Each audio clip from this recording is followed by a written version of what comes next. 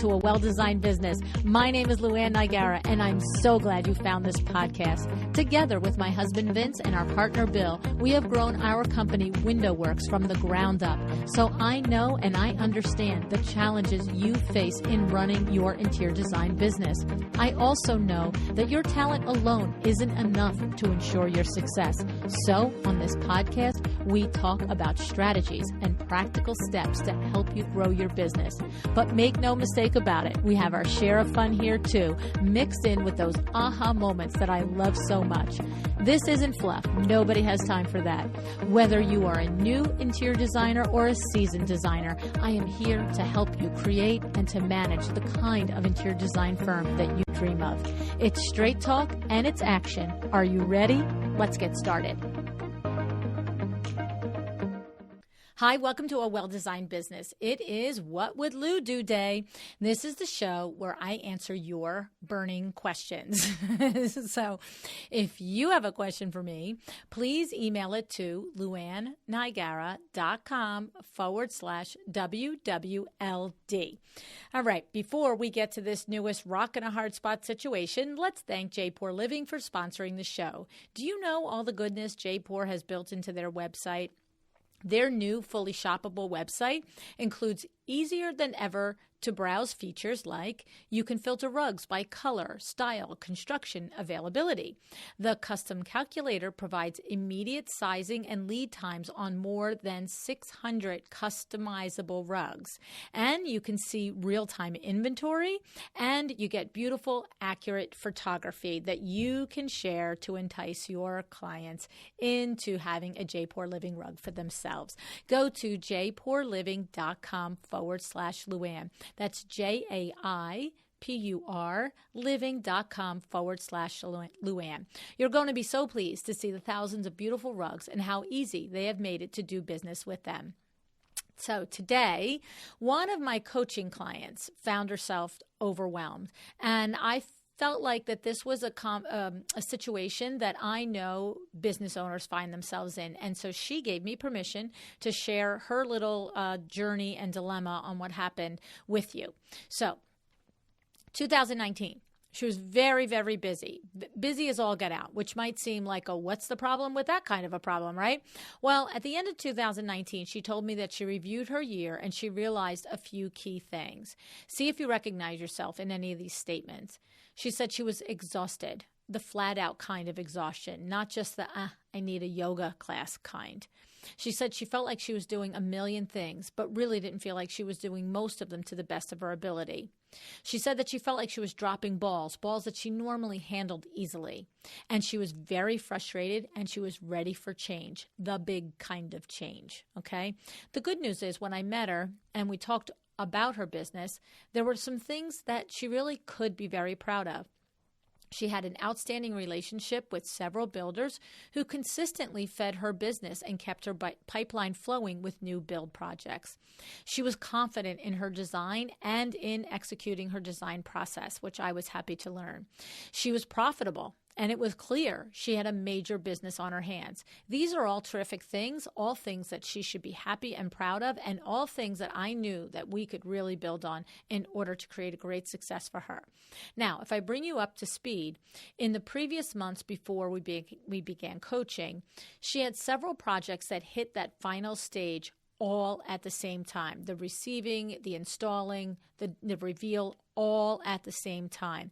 It was extremely hectic. It was difficult. And frankly, it was practically impossible for her to handle this amount of scope as a solo individual running her firm. Okay. And one of the most stressful results of this chaotic, deadline-driven period that she found herself in was that she neglected to stay current on invoicing some of these clients. And this happens when you are stretched beyond your capacity for months on end, not just days or weeks, but months. Something is going to suffer. There's no escaping it. And I want to say, if you've ever been in this situation, then you know what it's like. If you've not ever been in this situation, well, then high five to you, right? Okay. For me, I know I've been there.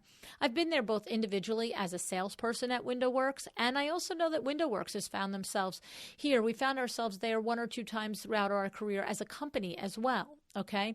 It so often happens that a business will get this huge growth spurt and maybe it surprises us. And so we're just taken like blindsided and we're not prepared, right? Or maybe we feel it happening, but we ignore it and we think, oh, I got to hire, but I don't. And then we find ourselves in this sort of, chaotic, with the ground is shaking under us feeling, okay? So just know that if you're relating to this situation, know that most of us have been there at one point or another in our career as well. So when we started coaching, it was a few months out from this hectic period. And she starts to tell me that she has invoicing that had not been sent out, right? And she was hesitant to send them at this late date, but she knew she had to. I mean, I won't even tell you that I had to convince her of it. She knew she had to. But she was anxious about it and really wondered, how do you turn around and just show up out of nowhere and start to send invoices? And so we talked through that a little bit. And I said, we make mistakes. And when we make mistakes, we don't come up with reasons why we did it, reasons that don't matter to the customer, right? To the client. The best course is to own our mistake, show regret, show empathy if we feel like that our mistake impacted them in any way.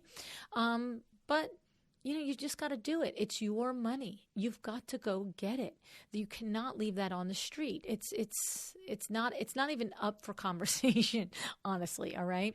So you should know by the time that we get to the part where today's little case study takes place, the designer had done all of the appropriate emails and phone calls apologizing for the delay. She's eaten crow. She's expressed her disappointment in herself to the clients for not sending the invoices in a timely manner. Okay. And while some clients express understanding and paid their invoices right off, this client was adversarial and had already had a piece of skin of this designer before this. Okay. So after a few not so fun email exchanges that went between them, the client ultimately sends this email to my designer. You will receive payment for the invoices in the same time frame you billed me. Period. Signed her name. That's it. That was the entire message. So the designer texted me a screenshot of it and her answer to it, telling me how upset she was and thinking, since I'm this upset, I want to be sure I'm handling this appropriately. So yay, I was so glad that she did that. And I could hear it in her voice because we have text and we have Voxer. And I could hear it in her voice that she was really shaken, okay? And here is the email that she was sending to the client.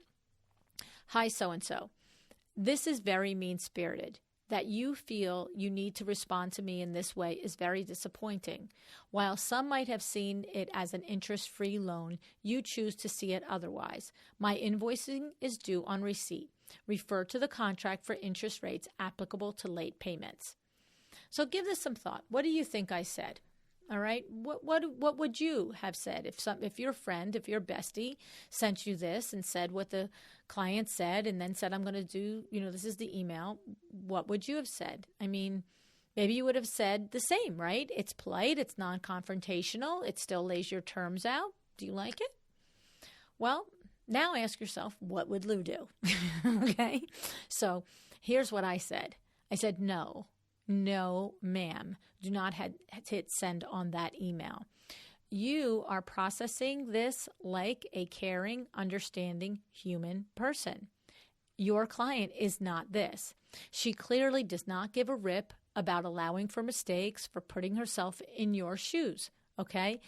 Gun to my head, I would bet that she has never run her own business and has likely never held any sort of job with high pressure. It is just not possible to get through this life and not to drop some balls. And anyone who knows the difference between someone who negligently misperformed and someone who just made a flipping mistake would not have sent an email like this. So, appealing to this woman's sense of humanity is a waste of time and will only cloud the issue. And additionally, I gave a little tough love. I said to her, it wasn't an interest-free loan. It was a mistake. So let's not pretend something that's not true, right? By saying that, by pretending something that's not true, it negates all the other times when you confidently own the mistake and appropriately apologize for it, right? So what do we have in this email besides bad manners and no compassion? Okay, I'm going to read it to you one more time. See if you hear it. You will receive payment for the invoices in the same time frame you billed me. Guess what? What do we have here? We have agreement to pay the invoice. Yes, she hasn't done this before this. In all of her exchanges, she has not come out and said, I will pay your invoice. This is where we focus now. We forget the nastiness. We ignore the sting of her words. We focus on, do we want to be right or do we want to get what we want? Do we want her to be nice, to be understanding, to be gracious about this? Yes. But do we want our money? Yes. And no, we're not her mama. It's not our job to teach her manners and to tell her this. One day, unfortunately, she will probably find herself in a bad situation and she will wish she had taken the high road because she will wish that karma would come back and show her some grace. But you know what? Doesn't matter. Not us. We don't need to teach her that lesson. We want our money. That's all we want. So this is what I said to say. Hi, so-and-so. Understood. Period. I accept your terms for payment. Period. I invoiced you X months late. Therefore, based on your above terms, I will look forward to receiving your payment on X date. I will send you an invoice reminder 15 days prior for your convenience. Signed, signed designer lady. Okay. Right. Okay. So let's focus here. You see, we have her agreeing to pay. Yes, she is being petty and she's being vindictive, but we have her agreement. So we don't muddy the waters with other statements. We don't introduce any other elements that can take the conversation away from our primary goal, which is collecting the money. Okay? Yes, maybe we'll have to wait another month or two, whatever it is, but so what? We've already waited this long, and she's been so adversarial in the last few exchanges that we weren't even really sure we were ever going to get the money. So yes, all day long, let's nail her to the wall with her own words, okay? Yes, and let's also save that email in case the time comes and goes, and we want to have it sent to our lawyer to draft a little letter that reminds her of two things, that she acknowledged the debt and she stated the time frame in which it would be paid. Yes, we'll just put that in our back pocket. Thank you very much. And by the way, not that I think for 1 second, or do I even know if this makes a difference legally, but in my experience, even a little letter from a lawyer with a few details like this can do wonders to change people's minds. Okay? So, regarding how my designer client first was approaching the answer, all right? Talking about your disappointment, I said, she doesn't care.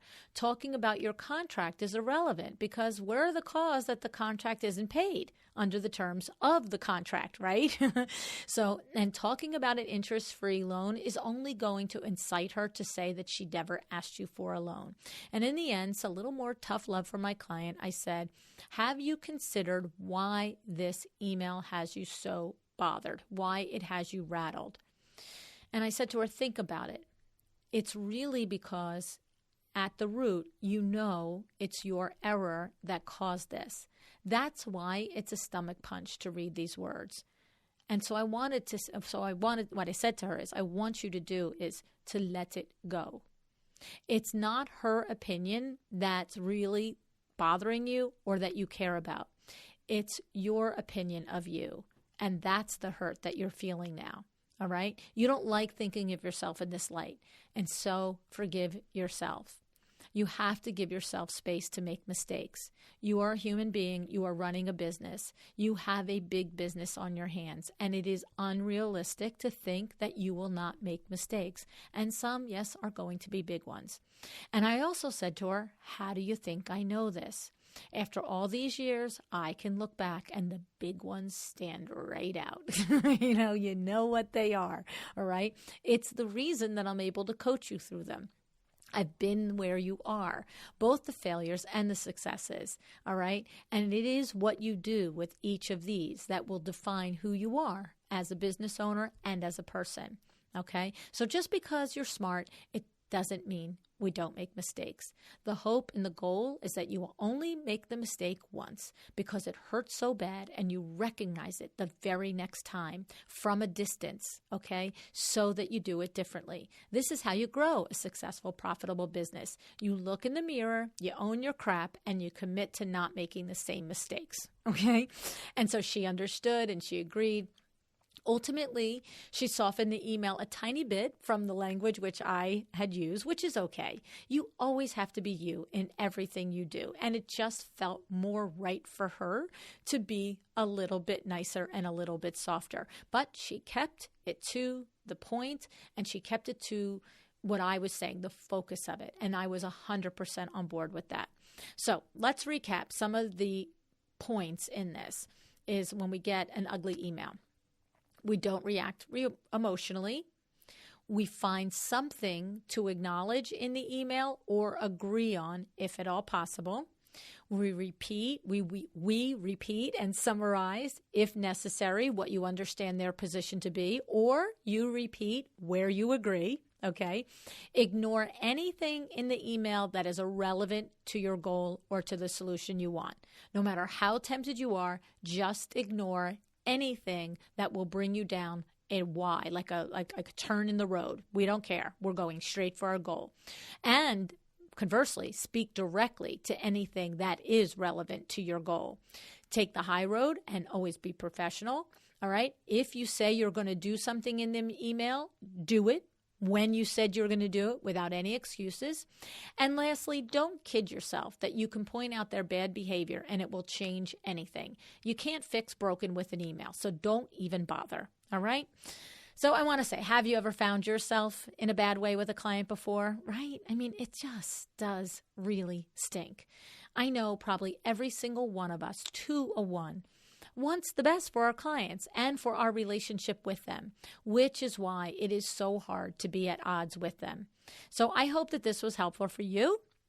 I hope that you learned something from it. I hope that even if you just like, oh, there's other people that go through this just like me.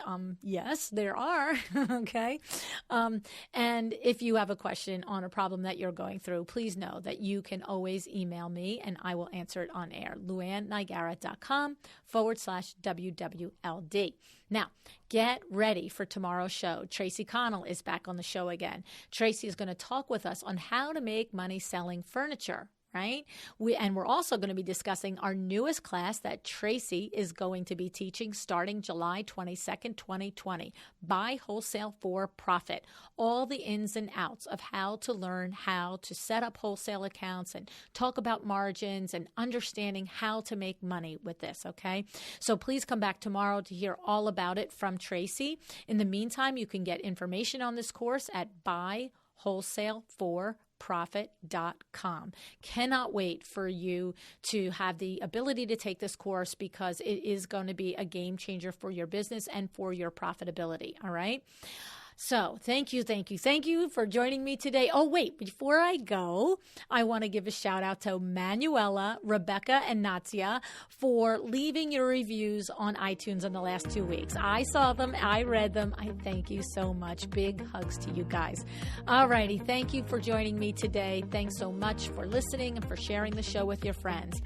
Would you just go out there and would you decide to be excellent? Thank you so much for joining me again today. This podcast is a production of WindowWorks, your resource for custom window treatments and awnings. To learn how we can help you on your next interior design project, go to www.windowworks-nj.com. And if you're interested in working with me on your business, either through masterminds or one-on-one coaching, or you want to know how to get my book, The Making of a Well-Designed Business, or you just want to know what's going on in the podcast land and where I'm going to be. All of that is found at luannniagara.com. Thank you so much. Have an excellent day.